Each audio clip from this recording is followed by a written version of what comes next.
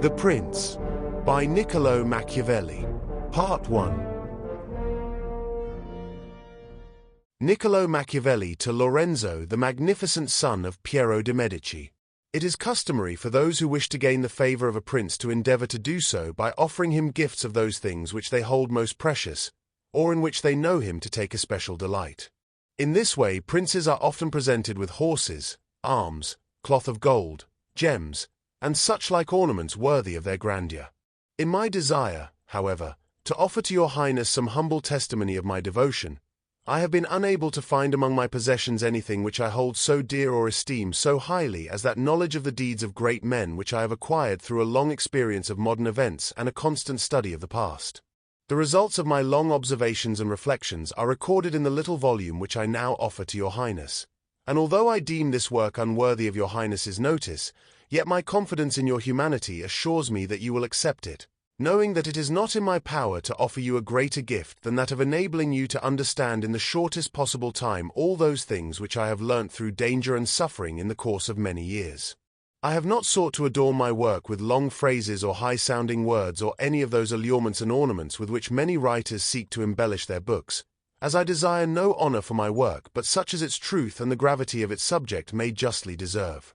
Nor will it, I trust, be deemed presumptuous on the part of a man of humble and obscure condition to attempt to discuss and criticize the government of princes. For in the same way that landscape painters station themselves in the valleys in order to draw mountains or elevated ground, and ascend an eminence in order to get a good view of the plains, so it is necessary to be a prince to be able to know thoroughly the nature of a people. And to know the nature of princes one must be one of the populace. May I trust, therefore, that your highness will accept this little gift in the spirit in which it is offered, and if your highness will deign to peruse it, you will recognize in it my ardent desire that you may attain to that grandeur which fortune and your own merits presage for you. And should your highness gaze down from the summit of that eminence towards this humble spot, you will recognize the great and unmerited sufferings inflicted on me by a cruel fate.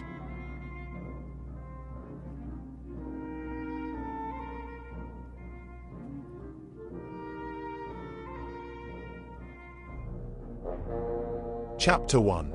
The various kinds of government and the ways by which they are established.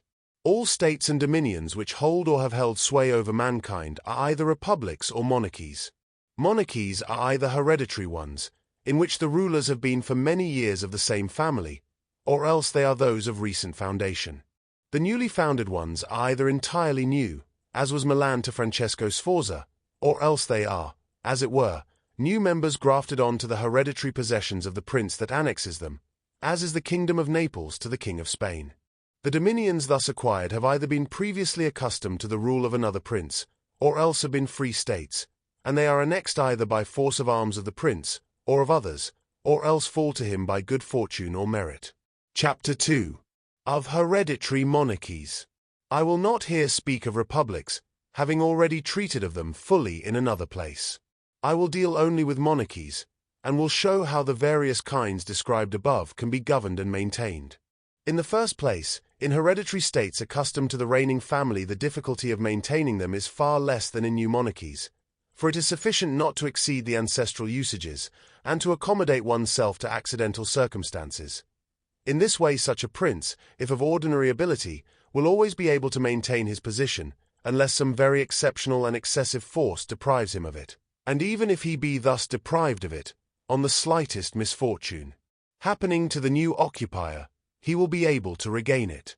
We have in Italy the example of the Duke of Ferrara, who was able to withstand the assaults of the Venetians in the year 84, and of Pope Julius in the year 10, for no other reason than because of the antiquity of his family in that dominion. Inasmuch as the legitimate prince has less cause and less necessity to give offense, it is only natural that he should be more loved. And, if no extraordinary vices make him hated, it is only reasonable for his subjects to be naturally attached to him, the memories and causes of innovations being forgotten in the long period over which his rule has existed, whereas one change always leaves the way prepared for the introduction of another. Chapter 3. Of mixed monarchies. But it is in the new monarchy that difficulties really exist. Firstly, if it is not entirely new, but a member as it were of a mixed state, Its disorders spring at first from a natural difficulty which exists in all new dominions, because men change masters willingly, hoping to better themselves, and this belief makes them take arms against their rulers, in which they are deceived, as experience shows them that they have gone from bad to worse. This is the result of another very natural cause, which is the necessary harm inflicted on those over whom the prince obtains dominion, both by his soldiers and by an infinite number of other injuries unavoidably caused by his occupation. Thus you find enemies in all those whom you have injured by occupying that dominion, and you cannot maintain the friendship of those who have helped you to obtain this possession, as you will not be able to fulfill their expectations, nor can you use strong measures with them, being under an obligation to them. For which reason, however strong your armies may be, you will always need the favor of the inhabitants to take possession of a province. It was from these causes that Louis XII of France, though able to occupy Milan without trouble, immediately lost it, and the forces of Ludovico alone were sufficient to take it from him the first time. For the inhabitants who had willingly opened their gates to him, finding themselves deluded in the hopes they had cherished and not obtaining those benefits that they had anticipated, could not bear the vexatious rule of their new prince. It is indeed true that, after reconquering the rebel territories, they are not so easily lost again, for the ruler is now, by the fact of the rebellion, less averse to secure his position by punishing offenders, investigating any suspicious circumstances, and strengthening himself in weak places. So that although the mere appearance of such a person as Duke Ludovico on the frontier was sufficient to cause France to lose Milan the first time, to make her lose her grip of it the second time was only possible when all the world was against her, and after her enemies had been defeated and driven out of Italy, which was the result of the causes above mentioned. Nevertheless, it was taken from her both the first and the second time. The general causes of the first loss have been already discussed. It remains now to be seen what were the causes of the second loss and by what means France could have avoided it, or what measures might have been taken by another ruler in that position which were not taken by the King of France. Be it observed, therefore, that those states which on annexation are united to a previously existing state may or may not be of the same nationality and language. If they are, it is very easy to hold them, especially if they are not accustomed to freedom. And to possess them securely it suffices that the family of the princes which formerly governed them be extinct.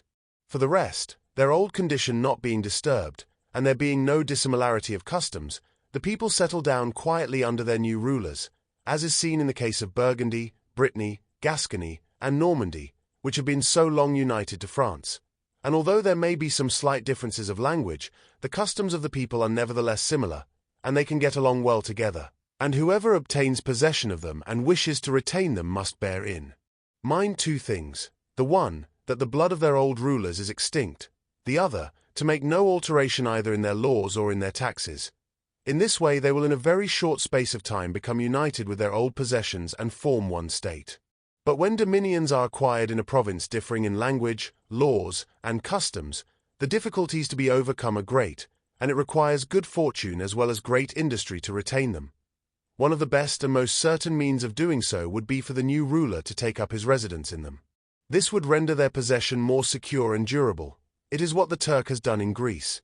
In spite of all the other measures taken by him to hold that state, it would not have been possible to retain it had he not gone to live there.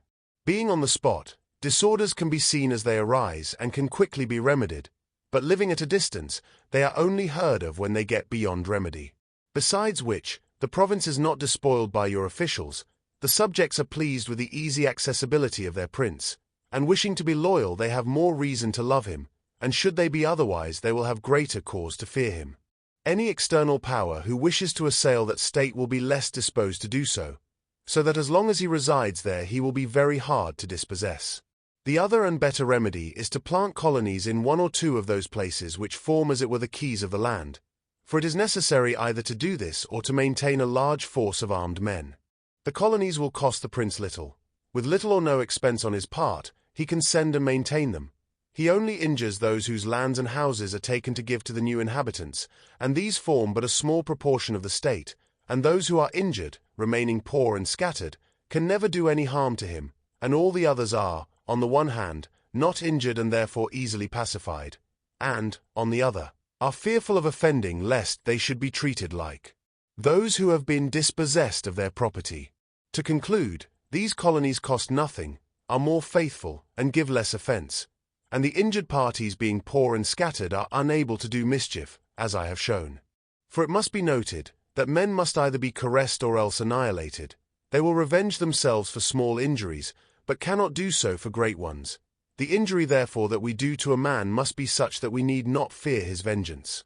But by maintaining a garrison instead of colonists, one will spend much more, and consume in guarding it all the revenues of that state, so that the acquisition will result in a loss, besides giving much greater offence, since it injures every one in that state with the quartering of the army on it, which being an inconvenience felt by all, every one becomes an enemy, and these are enemies which can do mischief, as, though beaten, they remain in their own homes.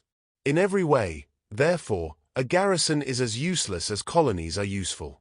Further, the ruler of a foreign province as described, should make himself the leader and defender of his less powerful neighbors, and endeavor to weaken the stronger ones, and take care that his possessions are not entered by some foreigner not less powerful than himself, who will always intervene at the request of those who are discontented either through ambition or fear, as was seen when the Aetoli invited the Romans into Greece. And in whatever province they entered, it was always at the request of the inhabitants. And the rule is that when a powerful foreigner enters a province, all the less powerful inhabitants become his adherents, moved by the envy they bear to those ruling over them. So much so that with regard to these minor potentates he has no trouble whatever in winning them over, for they willingly join forces with the state that he has acquired. He has merely to be careful that they do not assume too much power and authority, and he can easily with his own forces and their favor put down those that are powerful and remain in everything the arbiter of that province. And he who does not govern well in this way will soon lose what he has acquired, and while he holds it will meet with infinite difficulty and trouble. The Romans in the provinces they took always followed this policy. They established colonies, flattered the less powerful without increasing their strength, put down the most powerful and did not allow foreign rulers to obtain influence in them. I will let the single province of Greece suffice as an example. They made friends with the Achaei and the Aetoli. The kingdom of Macedonia was cast down, and Antiochus driven out, nor did they allow the merits of the Achaei or the Aetoli to gain them any increase of territory, nor did the persuasions of Philip induce them to befriend him without lowering him, nor could the power of Antiochus make them consent to allow him to hold any state in that province. For the Romans did in this case what all wise princes should do, who look not only at present dangers but also at future ones and diligently guard against them. For being foreseen they can easily be remedied, but if one waits till they are at hand, the medicine is no longer in time as the malady has become incurable. It happening with this as with those hectic fevers spoken of by doctors, which at their beginning are easy to cure but difficult to recognize, but in course of time when they have not at first been recognized and treated, become easy to recognize and difficult to cure. Thus it happens in matters of state, for knowing afar off, which it is only given to a prudent man to do, the evils that are brewing, they are easily cured. But when, for want of such knowledge, they are allowed to grow so that every one can recognize them, there is no longer any remedy to be found. However, the Romans, observing these disorders while yet remote, were always able to find a remedy, and never allowed them to proceed in order to avoid a war. For they knew that war was not to be avoided, and could be deferred only to the advantage of the other side. They therefore declared war against Philip and Antiochus in Greece, so as not to have to fight them in Italy, though they might at the time have avoided either. This they did not choose to do, never caring to do that which is now every day to be heard in the mouths of our wise men, to enjoy the benefits of time, but preferring those of their own virtue and prudence, for time brings with it all things, and may produce indifferently either good or evil. But let us return to France and examine whether she did any of these things, and I will speak not of Charles, but of Louis as the one whose proceedings can be better seen, as he held possession in Italy for a longer time. You will then see that he did the opposite of all those things which must be done to keep possession of a foreign state. King Louis was called into Italy by the ambition of the Venetians, who wished by his coming to gain half of Lombardy. I will not blame the king for coming nor for the part he took, because wishing to plant his foot in Italy, and not having friends in the country, on the contrary the conduct of King Charles having caused all doors to be closed to him, he was forced to accept what friendships he could find, and his schemes would have quickly been successful if he had made no mistakes in his other proceedings. The king then having acquired Lombardy regained immediately the reputation lost by Charles. Genoa yielded, the Florentines became his friends, the Marquis of Mantua, the Dukes of Ferrara and Bentivogli, the Lady of Furli, the Lords of Faenza, Pesaro, Rimini, Camerino, and Piombino, the inhabitants of Lucca, of Pisa, and of Siena, all approached him with offers of friendship. The Venetians might then have seen the effects of their temerity, how to gain a few lands in Lombardy, they had made the king ruler over 2/3 of Italy. Consider how little difficulty the king would have had in maintaining his reputation in Italy if he had observed the rules above given, and kept a firm and sure hold over all those friends of his, who being many in number, and weak, and fearful one of the church, another of the Venetians, were always obliged to hold fast to him, and by whose aid he could easily make sure of any who were still great. But he was hardly in Milan before he did exactly the opposite, by giving aid to Pope Alexander to occupy the Romagna. Nor did he perceive that, in taking this course, he weakened himself, by casting off his friends and those who had placed themselves at his disposal, and strengthened the church by adding to the spiritual power, which gives it such authority, further temporal powers. And having made the first mistake, he was obliged to follow it up, whilst, to put a stop to the ambition of Alexander and prevent him becoming ruler of Tuscany, he was forced to come to Italy. And not content with having increased the power of the church and lost his friends, he now desiring the kingdom of Naples, divided it with the king of Spain, and where he alone was the arbiter of Italy, he now brought in a companion, so that the ambitious of that province who were dissatisfied with him might have someone else to appeal to, and where he might have left in that kingdom a king tributary to him, he dispossessed him in order to bring in another who was capable of driving him out. The desire to acquire possessions is a very natural and ordinary thing, and when those men do it who can do so successfully, they are always praised and not blamed, but when they cannot and yet want to do so at all costs, they make a mistake deserving of great blame. If France, therefore, with her own forces could have taken Naples, she ought to have done so. If she could not, she ought not to have divided it. And if the partition of Lombardy with the Venetians is to be excused, as having been the means of allowing the French king to set foot in Italy, this other partition deserves blame, not having the excuse of necessity. Louis had thus made these 5 mistakes. He had crushed the smaller powers, increased the power in Italy of one ruler, brought into the land a very powerful foreigner, and he had not come to live there himself, nor had he established any colonies. Still these mistakes might, if he had lived, not have injured him, had he not made the 6th, that of taking the state from the Venetians. For, if he had not strengthened the church and brought the Spaniards into Italy, it would have been right and necessary to humble them. Having once taken those measures, he ought never to have consented to their ruin, because, had the Venetians been strong, it would have kept the others from making attempts on Lombardy, partly because the Venetians would not have consented to any measures by which they did not get it for themselves, and partly because the others would not have wanted to take it from France to give it to Venice, and would not have had the courage to attack both. If anyone urges that King Louis yielded the Romagna to Alexander and the kingdom to Spain in order to avoid war, I reply, with the reasons already given, that one ought never to allow a disorder to take place in order to avoid war, for war is not thereby avoided, but only deferred to your disadvantage. And if others allege the promise given by the king to the Pope to undertake that enterprise for him, in return for the dissolution of his marriage and for the cardinalship of Rohan, I reply with what I shall say later on about the faith of princes and how it is to be observed. Thus King Louis lost Lombardy through not observing any of those conditions which have been observed by others who have taken provinces and wish to retain them.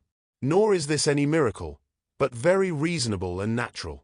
I spoke of this matter with Cardinal Rohan at Nantes when Valentine, as Cesare Borgia, son of Pope Alexander, was commonly called, was occupying the Romagna. For on Cardinal Rohan saying to me that the Italians did not understand war, I replied that the French did not understand politics, for if they did they would never allow the Church to become so great. And experience shows us that the greatness in Italy of the Church and also of Spain have been caused by France, and her ruin has proceeded from them. From which may be drawn a general rule, which never or very rarely fails, that whoever is the cause of another becoming powerful, is ruined himself. For that power is produced by him either through craft or force, and both of these are suspected by the one that has become powerful. Chapter 4. Why the kingdom of Darius, occupied by Alexander, did not rebel against the successors of the latter after his death. Considering the difficulties there are in holding a newly acquired state, some may wonder how it came to pass that Alexander the Great became master of Asia in a few years, and had hardly occupied it when he died, from which it might be supposed that the whole state would have rebelled. However, his successors maintained themselves in possession, and had no further difficulty in doing so than those which arose among themselves from their own ambitions. I reply that the kingdoms known to history have been governed in 2 ways, either by a prince and his servants, who, as ministers by his grace and permission, assist in governing the realm, or by a prince and by barons, who hold their positions not by favor of the ruler but by antiquity of blood.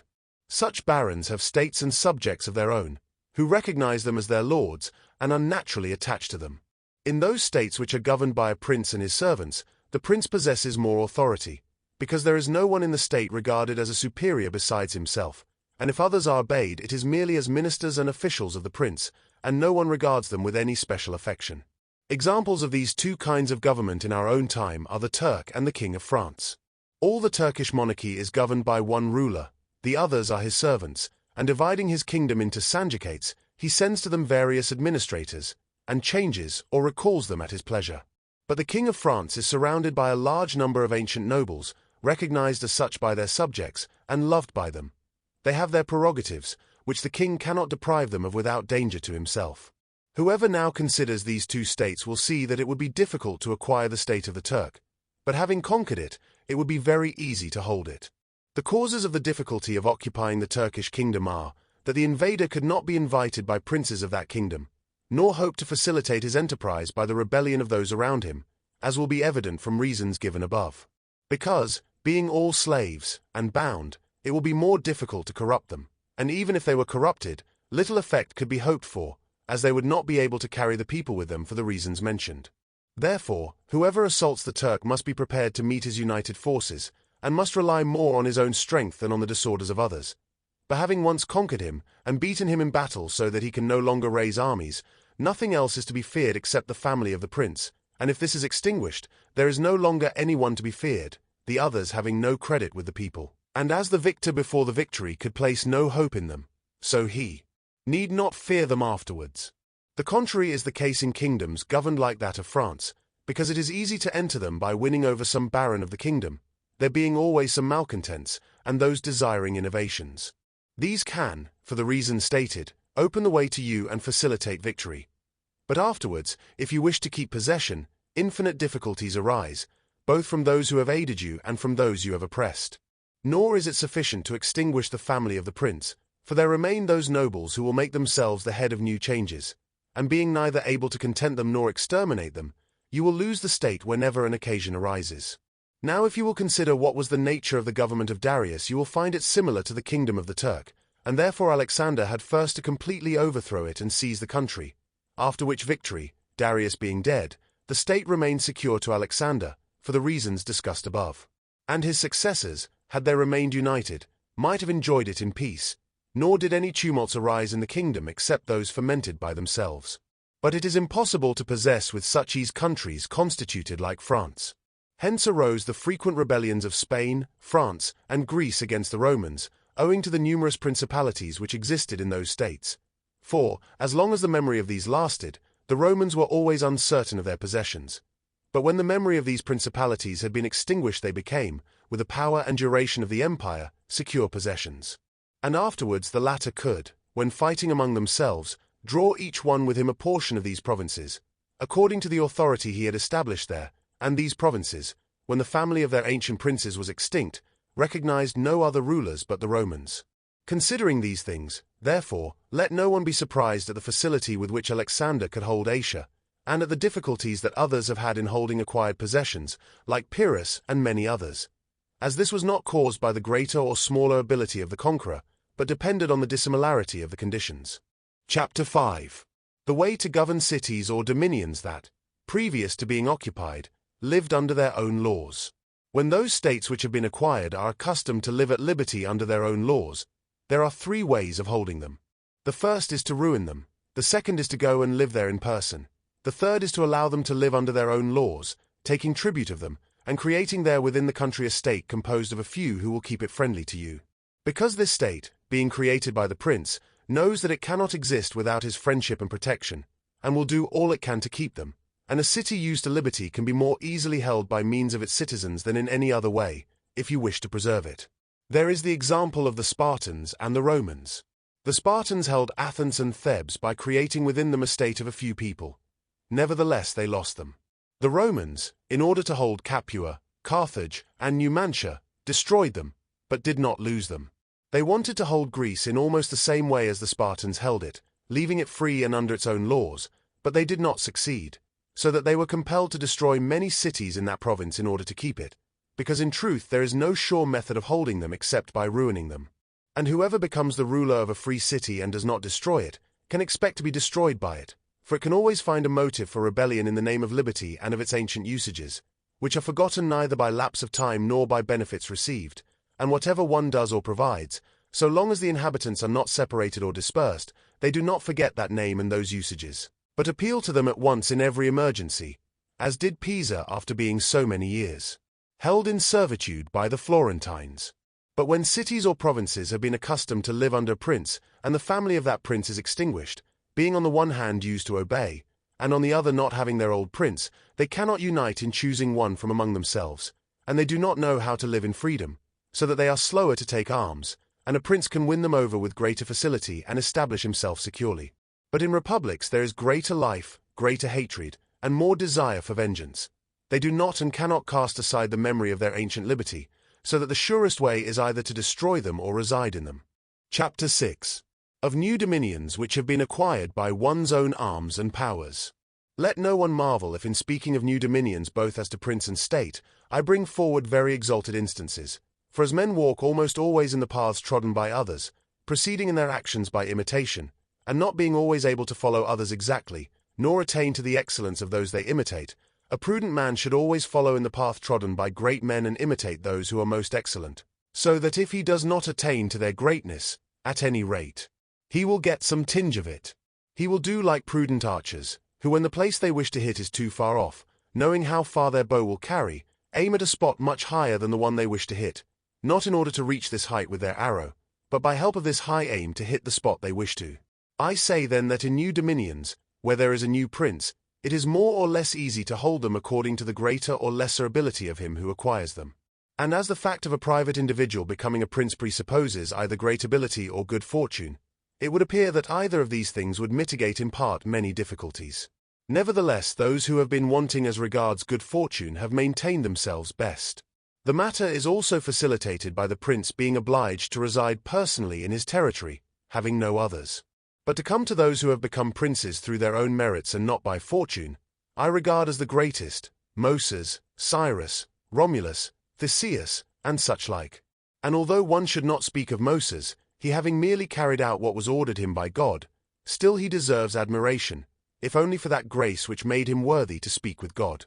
But regarding Cyrus and others who have acquired or founded kingdoms, they will all be found worthy of admiration, and if their particular actions and methods are examined they will not appear very different from those of Moses, although he had so great a master. And in examining their life and deeds it will be seen that they owed nothing to fortune but the opportunity which gave them matter to be shaped into the form that they thought fit, and without that opportunity their powers would have been wasted, and without their powers the opportunity would have come in vain. It was thus necessary that Moses should find the people of Israel slaves in Egypt and oppressed by the Egyptians, so that they were disposed to follow him in order to escape from their servitude. It was necessary that Romulus should be unable to remain in Alba, and should have been exposed at his birth, in order that he might become king of Rome and founder of that nation. It was necessary that Cyrus should find the Persians discontented with the empire of the Medes, and the Medes weak and effeminate through long peace. Theseus could not have showed his abilities if he had not found the Athenians dispersed. These opportunities, therefore, gave these men their chance, and their own great qualities enabled them to profit by them, so as to ennoble their country and augment its fortunes. Those who by heroic means such as these become princes, obtain their dominions with difficulty but retain them easily, and the difficulties which they have in acquiring their dominions arise in part from the new rules and regulations that they have to introduce in order to establish their position securely. It must be considered that there is nothing more difficult to carry out, nor more doubtful of success, nor more dangerous to handle, than to initiate a new order of things. For the reformer has enemies in all those who profit by the old order, and only lukewarm defenders in all those who would profit by the new order, this lukewarmness arising partly from fear of their adversaries, who have the laws in their favor, and partly from the incredulity of mankind, who do not truly believe in anything new until they have had actual experience of it. Thus it arises that on every opportunity for attacking the reformer, his opponents do so with the zeal of partisans, the others only defend him half-heartedly, so that between them he runs great danger. It is necessary, however, in order to investigate thoroughly this question, to examine whether these innovators are independent, or whether they depend upon others, that is to say, whether in order to carry out their designs they have to entreat or are able to force. In the first case they invariably succeed ill, and accomplish nothing. But when they can depend on their own strength and are able to use force, they rarely fail. Thus it comes about that all armed prophets have conquered and unarmed ones failed. For besides what has been already said, the character of people varies, and it is easy to persuade them of a thing, but difficult to keep them in that persuasion. And so it is necessary to order things so that when they no longer believe, they can be made to believe by force. Moses, Cyrus, Theseus, and Romulus would not have been able to make their institutions observed for so long had they been disarmed, as happened in our own time to Fra Girolamo Savonarola, who failed entirely in his new rules when the multitude began to disbelieve in him, and he had no means of holding fast those who had believed nor of compelling the unbelievers to believe. Therefore such men as these have great difficulty in making their way, and all their dangers are met on the road and must be overcome by their own abilities.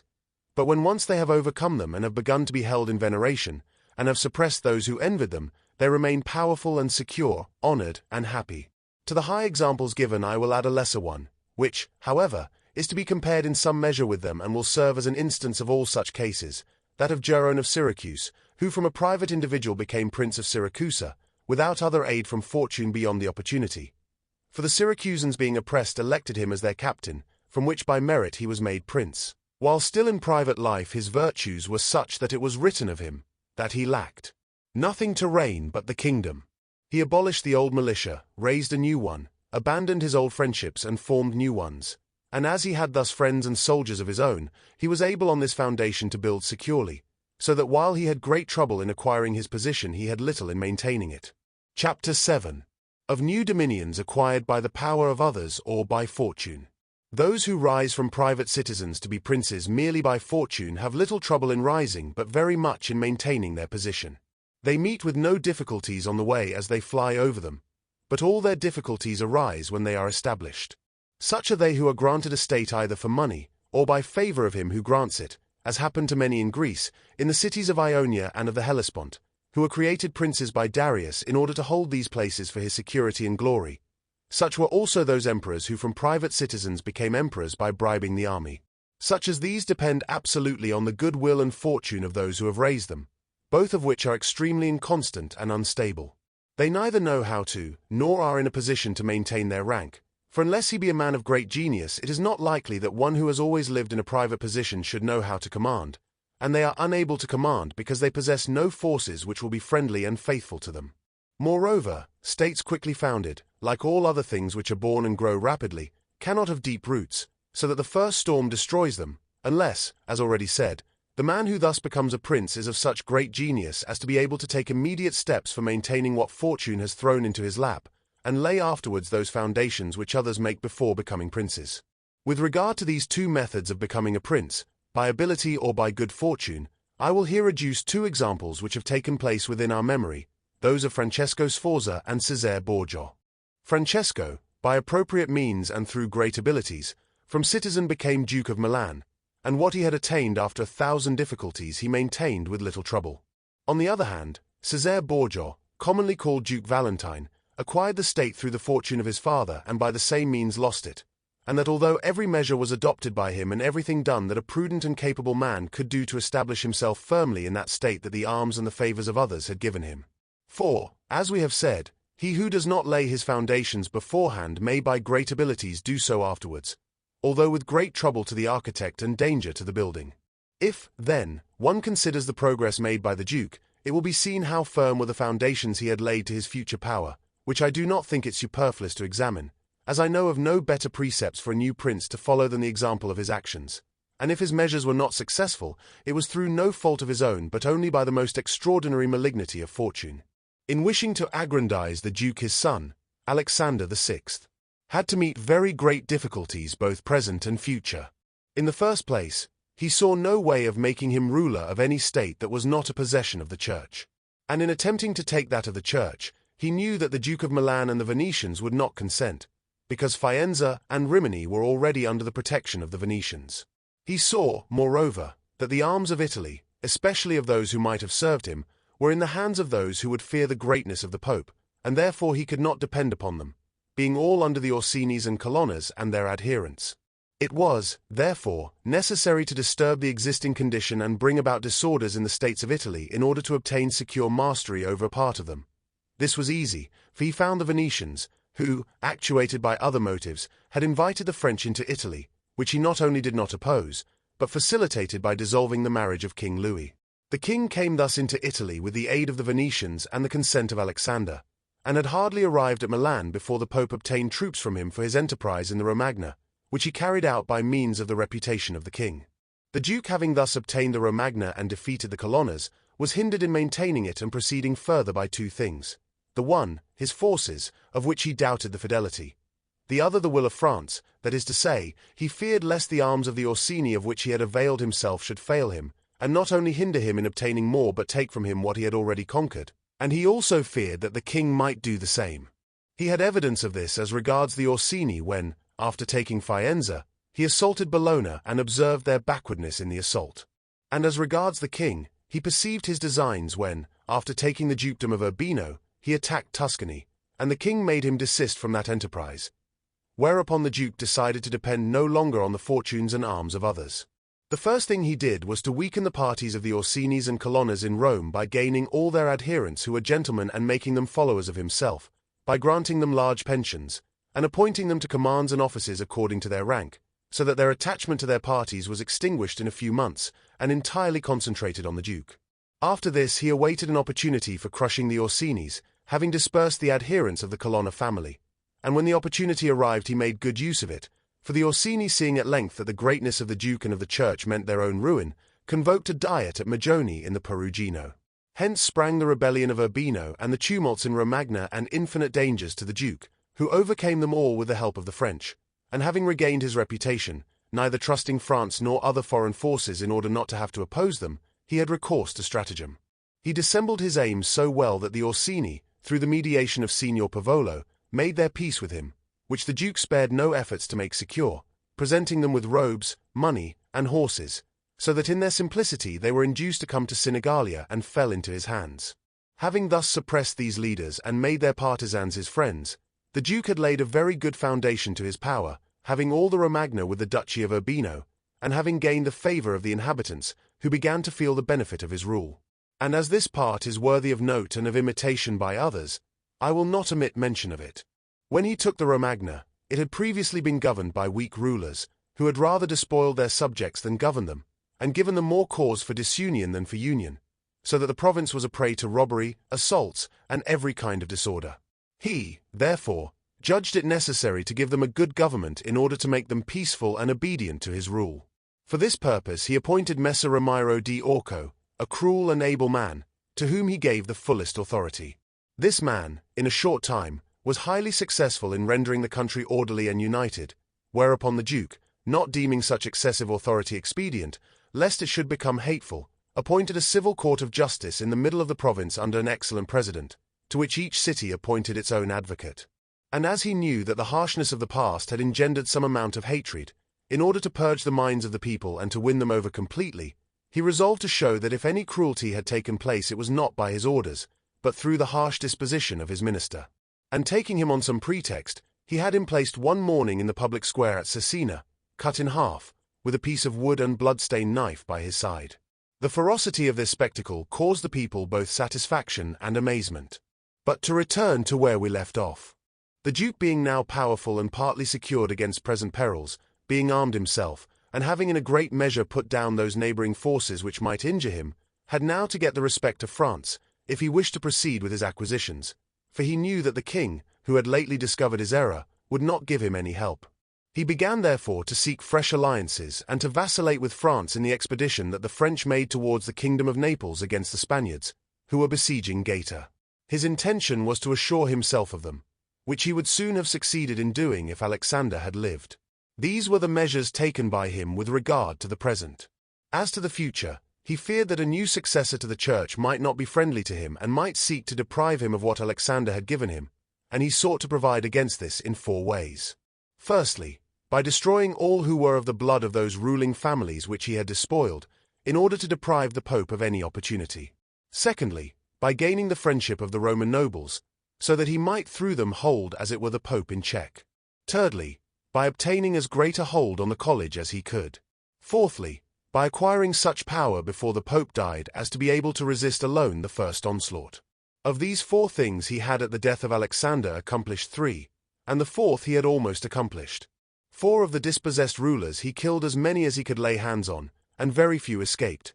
he had gained to his party the Roman nobles, and he had a great share in the college. As to new possessions, he designed to become Lord of Tuscany, and already possessed Perugia and Piombino, and had assumed the protectorate over Pisa, and as he had no longer to fear the French, for the French had been deprived of the kingdom of Naples by the Spaniards in such a way that both parties were obliged to buy his friendship, he seized Pisa. After this, Lucca and Siena at once yielded, partly through envy of the Florentines and partly through fear. The Florentines had no resources, so that, had he succeeded as he had done before, in the very year that Alexander died he would have gained such strength and renown as to be able to maintain himself without depending on the fortunes or strength of others, but solely by his own power and ability. But Alexander died 5 years after he had first drawn his sword.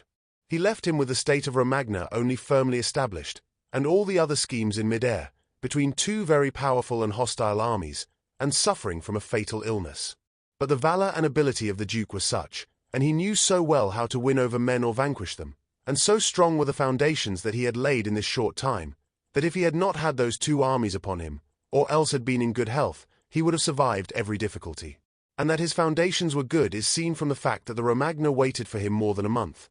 In Rome, although half dead, he remained secure, and although the Baglioni, Vitelli, and Orsini entered Rome they found no followers against him. He was able, if not to make pope whom he wished, at any rate to prevent a pope being created whom he did not wish. But if at the death of Alexander he had been well, everything would have been easy. And he told me on the day that Pope Julius II was created, that he had thought of everything which might happen on the death of his father, and provided against everything, except that he had never thought that at his father's death he would be dying himself. Reviewing thus all the actions of the Duke, I find nothing to blame. On the contrary, I feel bound, as I have done, to hold him up as an example to be imitated by all who by fortune and with the arms of others have risen to power. For with his great courage and high ambition he could not have acted otherwise, and his designs were only frustrated by the short life of Alexander and his own illness. Whoever, therefore, deems it necessary in his new principality to secure himself against enemies, to gain friends, to conquer by force or fraud, to make himself beloved and feared by the people, followed and reverenced by the soldiers, to destroy those who can and may injure him, introduce innovations into old customs, to be severe and kind, magnanimous and liberal, suppress the old militia, create a new one, maintain the friendship of kings and princes in such a way that they are glad to benefit him and fear to injure him. Such a one can find no better example than the actions of this man. The only thing he can be accused of is that in the creation of Julius II, he made a bad choice, for, as has been said, not being able to choose his own pope, he could still prevent any one being made pope, and he ought never to have permitted any of those cardinals to be raised to the papacy whom he had injured, or who when pope would stand in fear of him. For men commit injuries either through fear or through hate. Those whom he had injured were, among others, San Pietro ad Vincula, Colonna, San Giorgio, and Ascanio. All the others, if assumed to the pontificate, would have had to fear him except Rohan and the Spaniards, the latter through their relationship and obligations to him, the former from his great power, being related to the King of France. For these reasons the Duke ought above all things to have created a Spaniard pope, and if unable to, then he should have consented to Rohan being appointed and not San Pietro ad Vincula. And whoever thinks that in high personages new benefits cause old offences to be forgotten, makes a great mistake. The Duke, therefore, erred in this choice, and it was the cause of his ultimate ruin. Chapter 8. Of those who have attained the position of prince by villainy. But as there are still 2 ways of becoming prince which cannot be attributed entirely either to fortune or to ability, they must not be passed over, although one of them could be more fully discussed if we were treating of republics. These are when one becomes prince by some nefarious or villainous means, or when a private citizen becomes the prince of his country through the favor of his fellow citizens.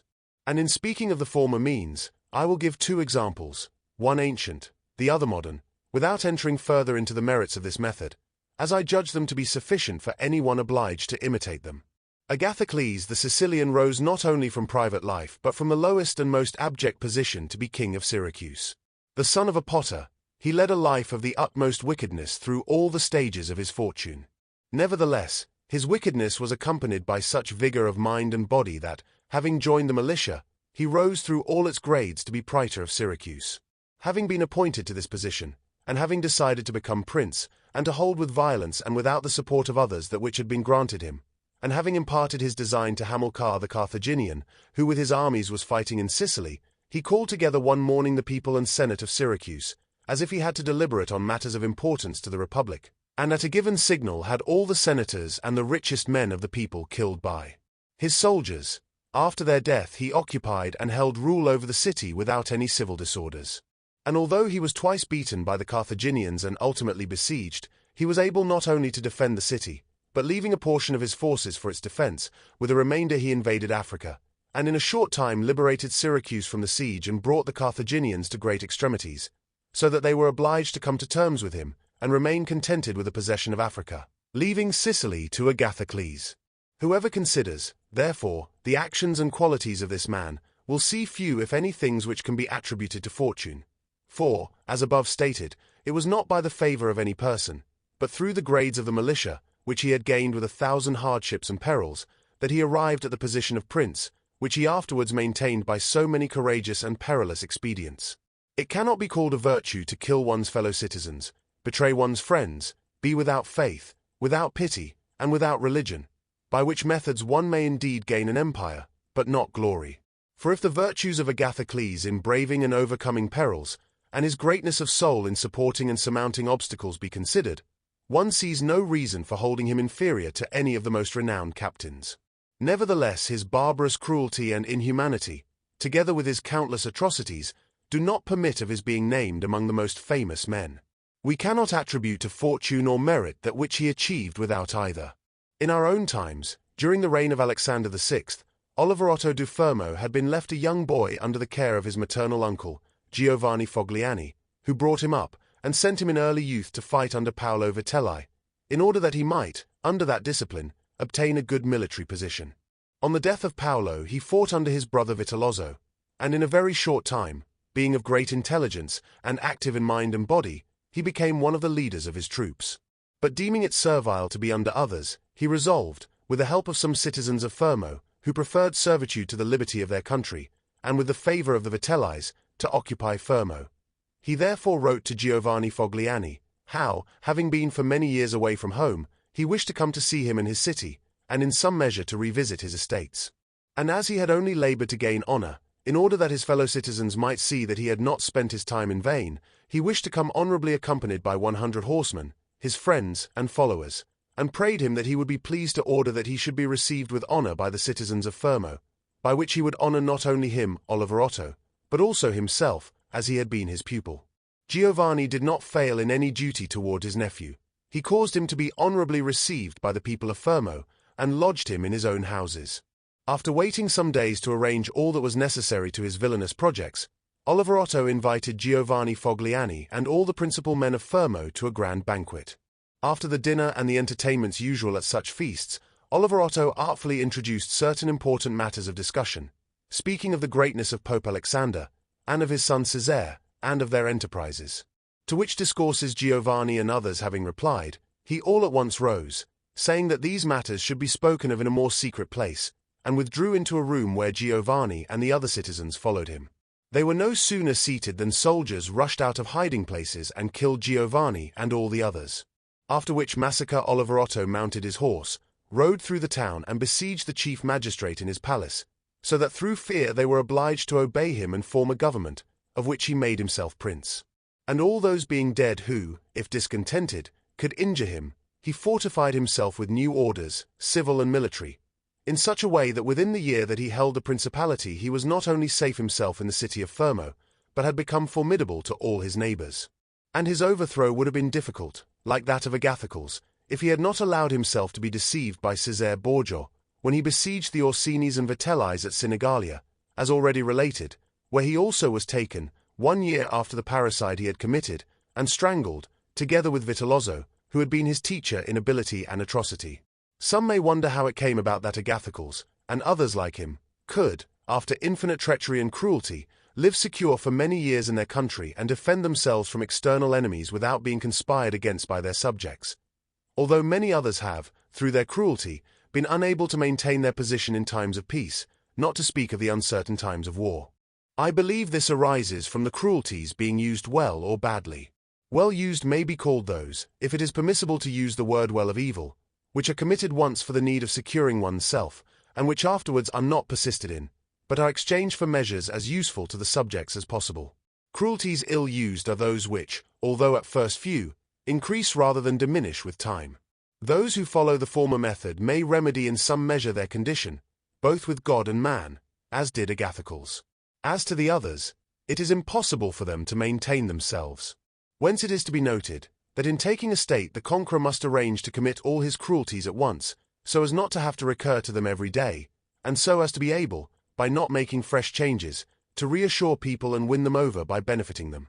Whoever acts otherwise, either through timidity or bad counsels, is always obliged to stand with knife in hand, and can never depend on his subjects, because they, through continually fresh injuries, are unable to depend upon him. For injuries should be done all together, so that being less tasted, they will give less offense. Benefits should be granted little by little, so that they may be better enjoyed. And above all, a prince must live with his subjects in such a way that no accident should make him change it, for good or evil. For necessity arising in adverse times, you are not in time with severity, and the good that you do does not profit you, as it is judged to be forced, and you will derive no benefit whatever from it.